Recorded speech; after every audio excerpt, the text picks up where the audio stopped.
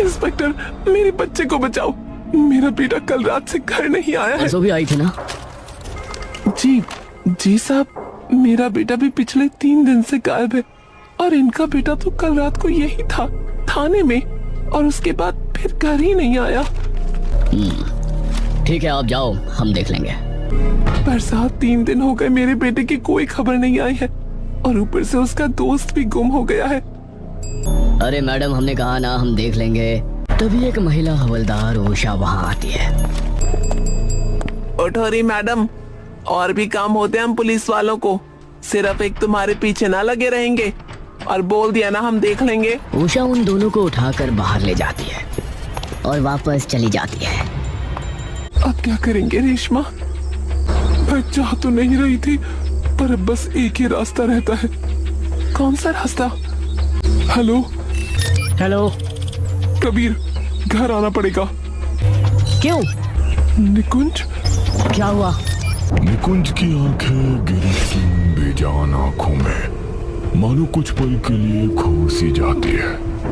निकुंज बार बार खुद को समझाने की कोशिश करता है और तभी सामने खड़ा गिरीश उसकी तरफ धीरे से बढ़ने लगता है। और जैसे ही गिरीश के कदम आगे बढ़ते जाते हैं, वैसे निकुंज के कदम पीछे हो जाते हैं और वो खाई के बिल्कुल किनारे पे जा लगते हैं। तुम्हें पता है तुम कहाँ हो? ये तो नहीं पता, लेकिन ये जरूर पता है कि जो भी मेरे आसपास है वो सब झूठ है। तू भी। ये जो तू देख रहा है, तुझे क्या लगता है वो हमारी बनाई है? बिल्कुल भी नहीं। ये सब तेरा खुद का बनाया हुआ है, तेरे अपने दिमाग से, तेरी अपनी पसंद नापसंद से। और अगर तुम्हें ये लगता है कि मैं यहाँ फंस जाऊंगा, तो ये तुम्हारी सबसे बड़ी गलतफहमी है। तुम्हें नहीं पता तुम्हारे पीछे अब कौन आने वाला है, और जैसे ही उसे पता चलेगा तो चाहे उसे देवलोक से ढूंढना पड़े या पाताल लोक से, वो मुझे ढूंढ के निकालेगा। और तुमने जो गलती की है मुझे यहाँ फंसाकर, वो तुम्हें इसकी सजा तो देगा। सजा? निकुंज धीरे से गिरीश के पास आता है। तुम्हें अंदाजा भी है कि अब तुम अपना सब खोने वाले हो। तुम जो भी हो, जहाँ भी हो, वो तुम तक पहुंच जाएगा। ये दुनिया तुम्हारे लिए बनाई गई थी, सब कुछ वैसा जैसा तुम चाहते थे। लेकिन इंसान की फितरत है कि उसे जो नहीं करना वो वही करता है। निकुंज की आंखें एक पल के लिए डगमगाती है। निकुंज धीरे धीरे खाई की तरफ देखता है। अपनी जिंदगी का सबसे बड़ा डर अपने सामने खड़ा देख निकुंज के पांव जमीन से जकड़ जाते हैं। निकुंज के पैर कांपने लगते हैं, सांसें अटक जाती हैं, होठ थरथरा जाते हैं।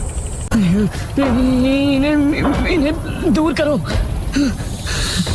उसके कदम कांपते हुए धीरे धीरे पीछे खिसकने लगते हैं। उसकी सांसें तेज, दिल की धड़कन कानों में गूंजती हुई, और पीछे जाते जाते उसकी एड़ियां खाई के आखिरी सिरे से टकरा जाती है और उसका संतुलन बुरी तरह डगमगाता है। निकुंज घबराकर खुद को संभालने की कोशिश करता है और जैसे ही वो पीछे मुड़कर देखता है तो एक पल के लिए उसकी पूरी जिंदगी उसकी आंखों के सामने घूम जाती है। वो झटके से पीछे हट जाता है और बिना पीछे देखे वो खाई से दूर जाने लगता है और डर से कांपते हुए नीचे गिर पड़ता है।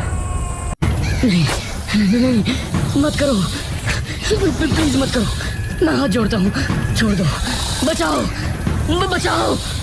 हजारों कीड़े और काले गीले चूहे धीरे धीरे उसके पैरों पर चढ़ने लगते हैं। वो झटके से उन्हें हटाने की कोशिश करता है, लेकिन वो जितना उन्हें हटाने जाता है वो कीड़े उतना ही उसे घेरते जाते हैं। नहीं, हटाओ इन्हें, कोई तो बचाओ।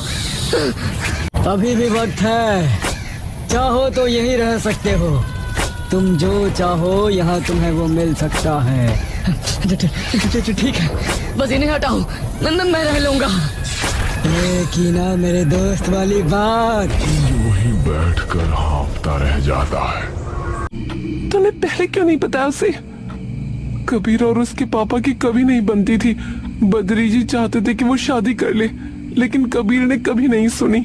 वो हमेशा अलग था, इसलिए बद्री जी के साथ हमेशा उसका झगड़ा होता था। बात इतनी बढ़ गई कि उसने छोड़ दिया, और जब बद्री जी के अंतिम संस्कार तक पर नहीं आया तो फिर ना मैंने उससे कभी बात करनी चाहिए और ना उसने मुझसे कोई बात करनी चाहिए। उसकी बात होती थी तो सिर्फ निकुंज से, क्योंकि निकुंज उसे हमेशा से अपनी जान से ज्यादा प्यारा था। तो तुझे भरोसा कैसे कि वो ढूंढ लेगा? क्योंकि मैं उसे जानती हूँ मानसी। बचपन में जब बाकी बच्चे खेलते थे तब वो चीजों को ध्यान से देखता था, उन्हें तोड़ के समझता था कैसे काम करती हैं। उसका लॉजिक, उसकी वजह से उसने स्कूल में हमेशा टॉप किया। तभी बाहर से अचानक एक तेज गाड़ी की आवाज सुनाई देती है। सड़क नहीं है ये, लोग रहते हैं यहाँ। धीरे लेकर आयकर गाड़ी। पुलिस वाले से कुछ खबर आई? नहीं बेटा, हमें तो कुछ पता ही नहीं रहे। ठीक है, मैं देखता हूँ। एक और बात, आपने कहा था कि निकुंज ने गिरीश की कोई सीसीटीवी रिकॉर्डिंग देखी थी कि वो फोन पर बात कर रहा था। हाँ बेटा, वो हमारे सामने वालों के सीसीटीवी कैमरे लगे हैं, तो निकुंज ने बस उन्हीं के घर जाकर देखा था कि रात के लगभग 1 बजे गिरीश हाथ में फोन लिए घर से बाहर निकल रहा था। फोन हैक या वॉइस क्लोनिंग, कबीर अपनी माँ की तरफ देखता है। ठीक है, मैं देख कर आता हूँ। पर बेटा, अभी तो बहुत रात हो चुकी है। कबीर कुछ देर तक मानसी की ओर देखता रहता है और फिर चुपचाप अपनी गाड़ी में बैठकर वहाँ से चला जाता है। मैंने कहा था ना, चाहे कुछ भी हो जाए वो इसके पीछे छुपा सच ढूंढ कर निकाल कर ही रहेगा, और फिर चाहे उसे कुछ भी करना पड़े।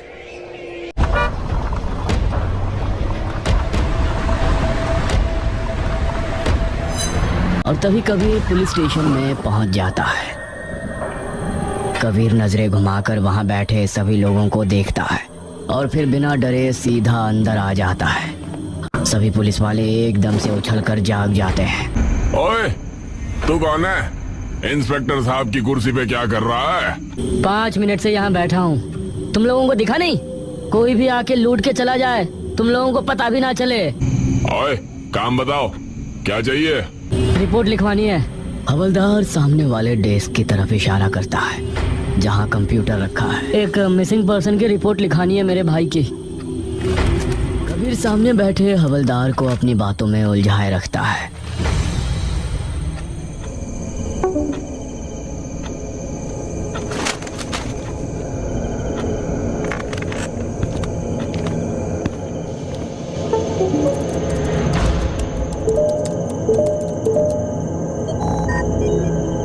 पुलिस स्टेशन के अंदर सारे पुलिस वाले अपने अपने काम में मसरूफ बैठे होते हैं। कबीर बिना रुके सीधा अंदर जाता है और जाकर इंस्पेक्टर के सामने कुर्सी खींचकर बैठ जाता है। कितने लोग मिसिंग हो चुके हैं अब तक?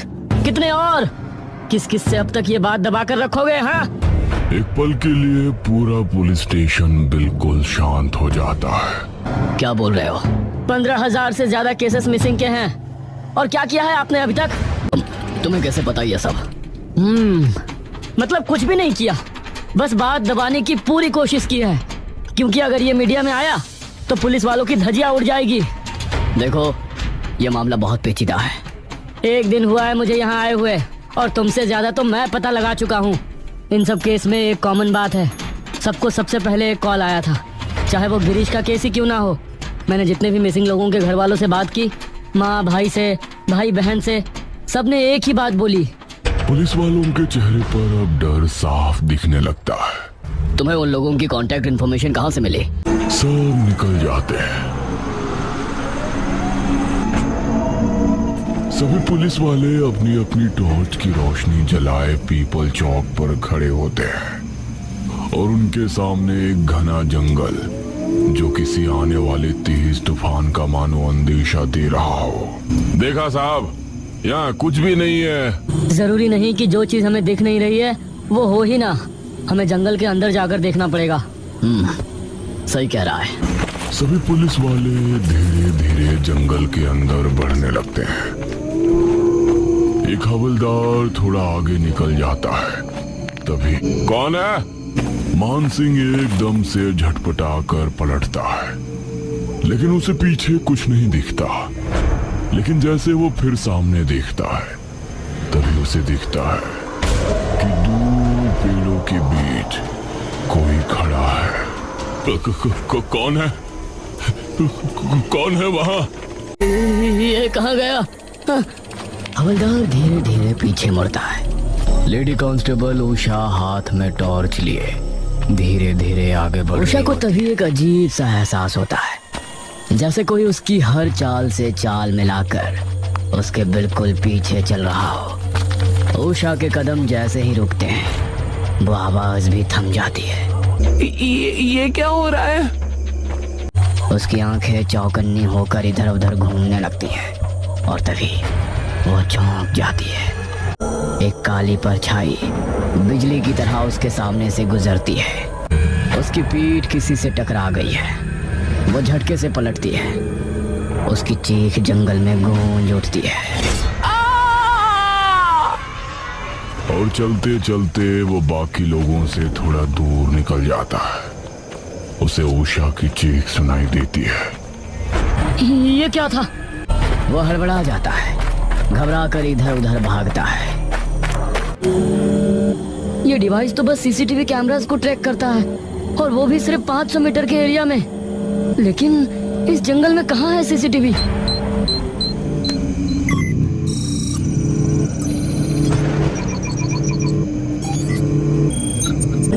बिंगो, आई मीन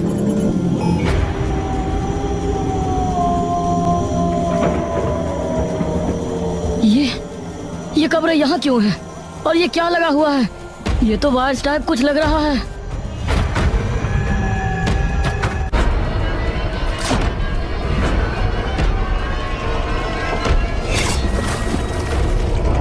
जैसे ही कबीर निकुंज को उस कब्र में बैठे देखता है, वैसे ही उसकी सांसें सीने में ही अटक जाती हैं, जैसे भीतर की हवा अचानक जम गई हो।